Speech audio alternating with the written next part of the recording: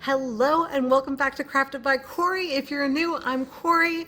Welcome to my channel. And if you are returning, thank you so much for being here. I appreciate you so much. I got no face on today, but we're doing it anyway because today is the minis challenge. I'm so excited. More about that in a little bit, but let's go ahead and get right on into the crafting. DIY number one.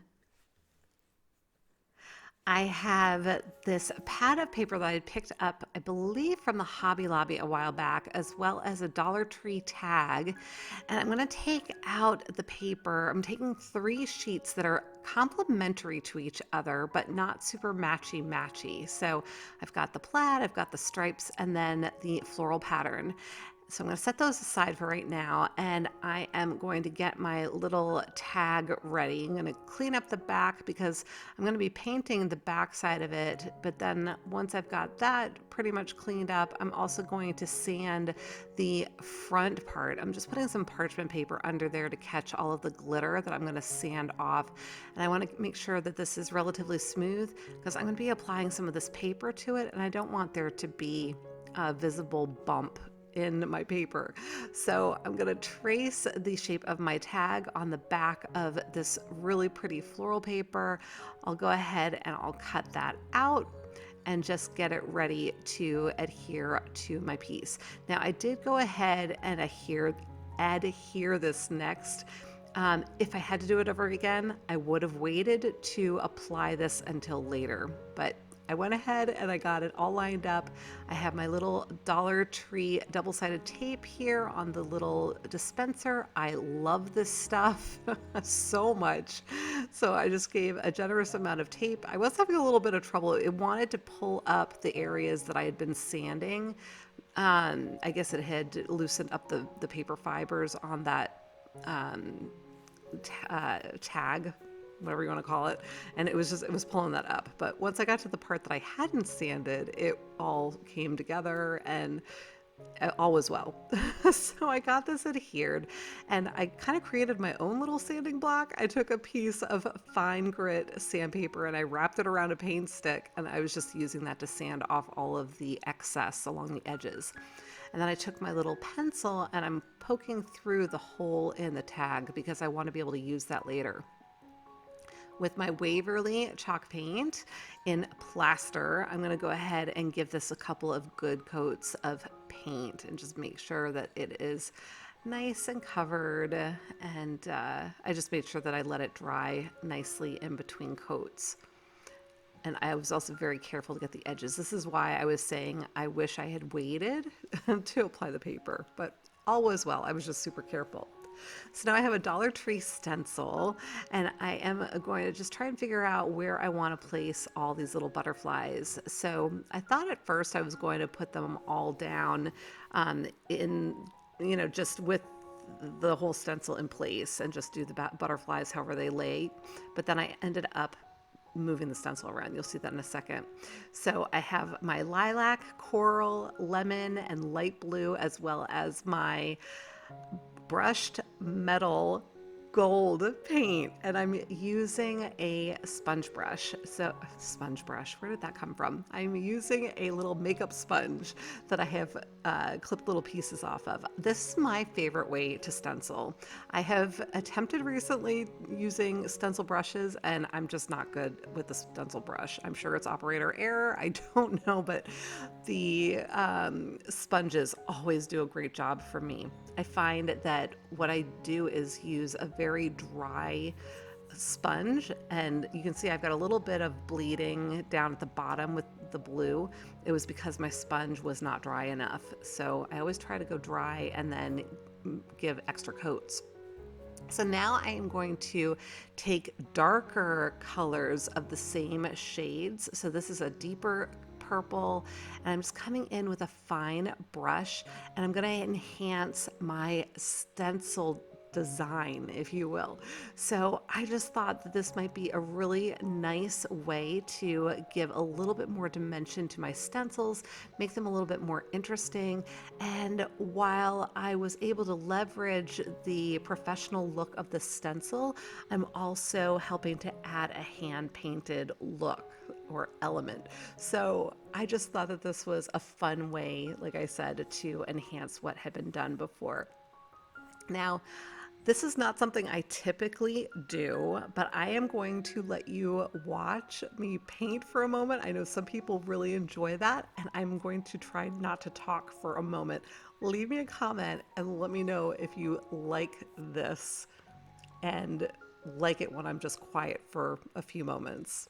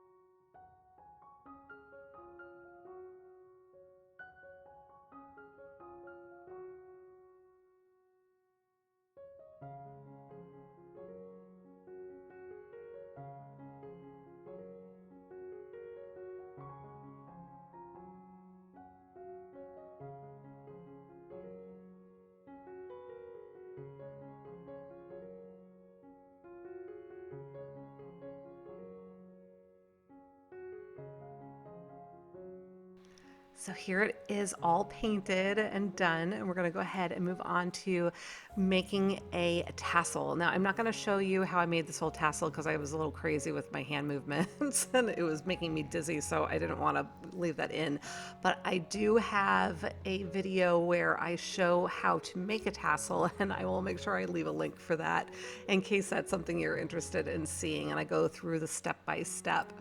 So once I had my tassel created, I just created another loop with my baker's twine. This is a gray baker's twine that I had picked up from the Dollar Tree, and I'm threading it through the hole in my tag.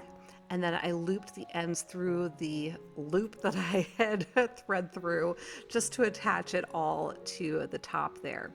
And now I am threading that through a wide needle. I think this is some sort of maybe a cross stitch needle or something like that, but I'm using it to thread on some really sweet beads that I had left over from a nautical project I did last year. And once I got those all threaded on, I'm going to go ahead and attach one of those ends. I took one of them out of the needle, and then I threaded one of them through the base of the tassel and then knotted that off. I am now rethreading the ends there into my needle so that I can kind of run those back through the beads to hide my ends. So pulling that all the way through, trimming that off, and now my ends are hidden inside my little beads. And this is all done. Let me know what you think.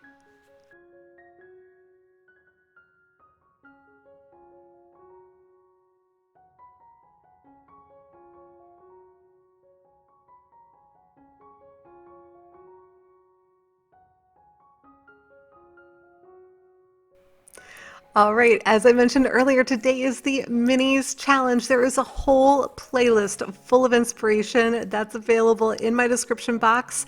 And the next time we do the minis will be summer themed.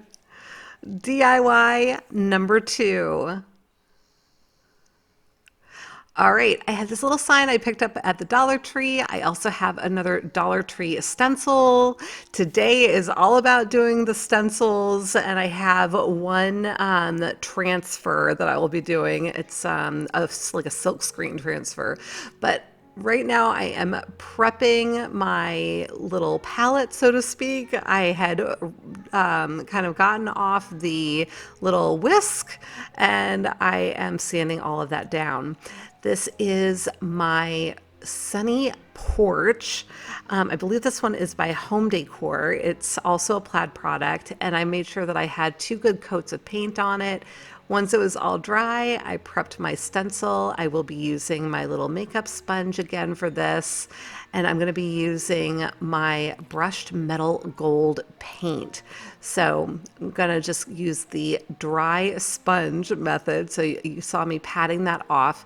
And I started to do that and then was like, you know what, I better tape this down because it was starting to move around a little bit on me, and I figured I'd be better safe than sorry. I am just applying this tape very lightly because I don't want it to pull my paint up later when I take it off. So just dabbing on my gold paint very lightly, so that I can try to avoid the bleeding. So you can see there, I'm just going to have to go back and add some additional coverage to make sure that it gets to the depth that I want. And then I am ready to go ahead and peel away my stencil. And I was super happy with how this came out, but it needed something more. So now I have my silver Sharpie paint marker. I believe these are oil-based, though I couldn't swear to it, but they are paint markers, and I am just coming in and giving it a little bit of a highlight on the left side of my letters, and that's really all I am doing here. Just a really simple technique to kind of help the words stand out a little bit more and brighten up my design. And then I decided I was just going to do a dot dash pattern around the outer edge of the piece. I don't know what you want to call this, but wanted to give it a little bit something extra. So I thought that this would be really sweet to just create this little simple border, but you can do whatever you would like. And here it is. Let me know what you think.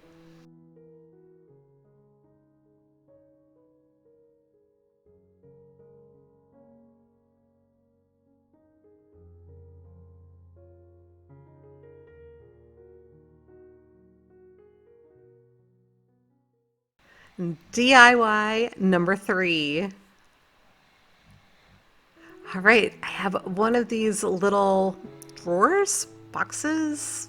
I don't know. I'm going to use it as a stand-up sign, and I've got another piece of the paper that we took out earlier. I'm using our plaster chalk paint again, giving this whole thing, except for the inside, that back panel, I'm painting everything else. I figured I don't need to waste paint on the panel because that's where I'm going to be applying the paper in a little bit. But I made sure I gave this a couple of good coats so that it was nice and covered, good coverage. So now I'm going to figure out, this is all dry now, the whiz of time lapse, you know, the magic of time lapse. That's what I was trying to say. But I'm grabbing my pencil and I'm just going to mark at the edges where I need to clip this so that it can fit inside. And then I'm taking my little paper cutter, I'm lining up with that little notch that I made and running it up to what looks to my eye to be the right height. And then I'm flipping the paper in the other way, and I'm going to go ahead and get that lined up again, get my blade in place, and cut back up to where the two cuts meet. And that is how I figured out how to get this to fit in here.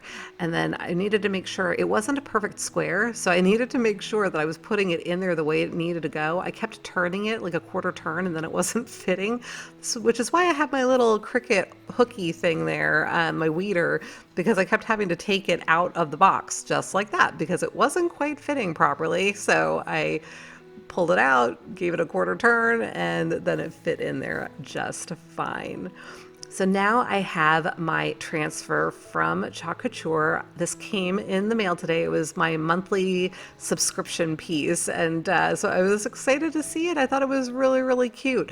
I'm only going to be using that one image on here, though. Maybe I'll do something else with the entire thing at some point, but I'm just using the one little plant because I thought it was super sweet and it was going to fit on here just perfectly. And I believe this is Evergreen Sparkle or Glimmer. I'm probably saying these names improperly. And then I've got this, I believe this is Ocean Blue. Forgive me, you guys. I'm terrible with remembering the paint colors. But I can certainly look it up. If you have a question about it, let me know, and I will be sure to respond to you with the proper color names. But I'm just coming through with my little squeegee and applying the different colors. I've got a light purple, and all of these projects are always for inspiration. You should feel free to use whatever colors you have on hand, whatever colors make your heart happy. This is really just for inspiration. And I love these. I think it's so sweet. Some of my transfer did leave a little bit of residue, so I just came back in with my plaster chalk paint and I'm just giving it a little bit of a touch up. And that was it. This little project is all done and I would love to know what you think.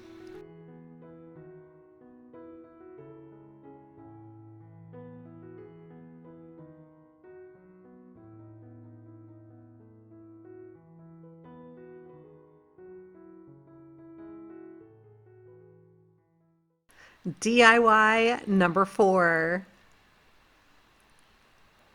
Okay, I have another one of these little, I'm not sure what you call this. It might be considered a frame. It was really cute. My sweet subscriber Rose sent this to me. I hope she doesn't mind that I am painting over the cow. But at first I thought I was going to paint just the inside of this. And then I decided I was going to paint the whole thing. And I forgot to turn the camera back on when I did that. And when I cut out the paper, the striped paper, yeah, I forgot to turn the camera on, but you saw me putting it aside to let everything dry and my paper was cut. I basically just traced it and cut it out. So now I'm using my double-sided tape again to apply this to the back of our little sign. And you can see I didn't paint the back of it because I knew I was going to be applying the paper to it, so there was really no need. And then I'll go in and I will sand the edges off of that as well, just to make sure everything is nice and clean.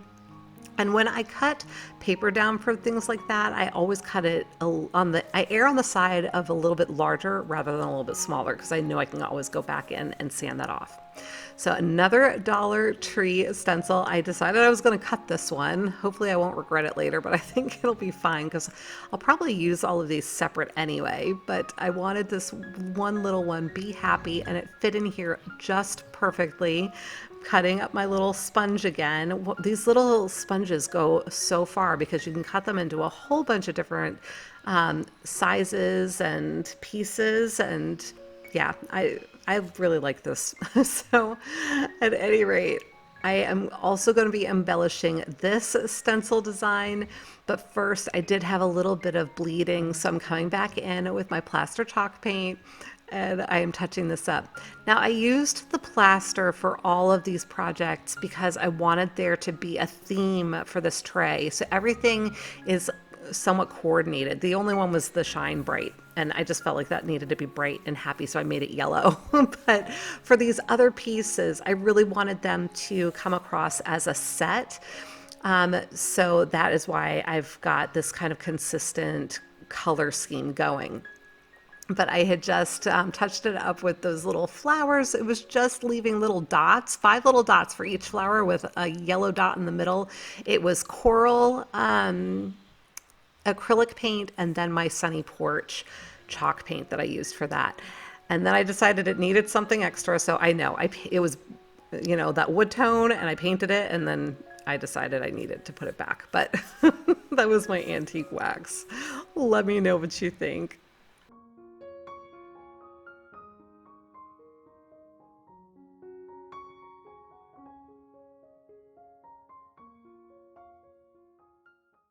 And here we are with the final reveal.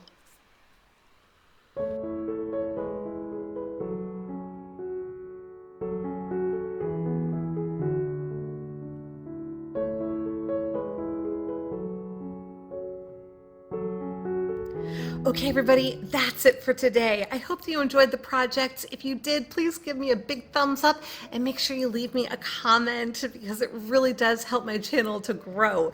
Remember that there is a whole playlist full of minis that is listed in my description box, so I hope you'll go and check it out and send everybody lots of love. Until the next time, be well, be kind, and make it a great day. Thank you so much for watching. Take good care. Bye.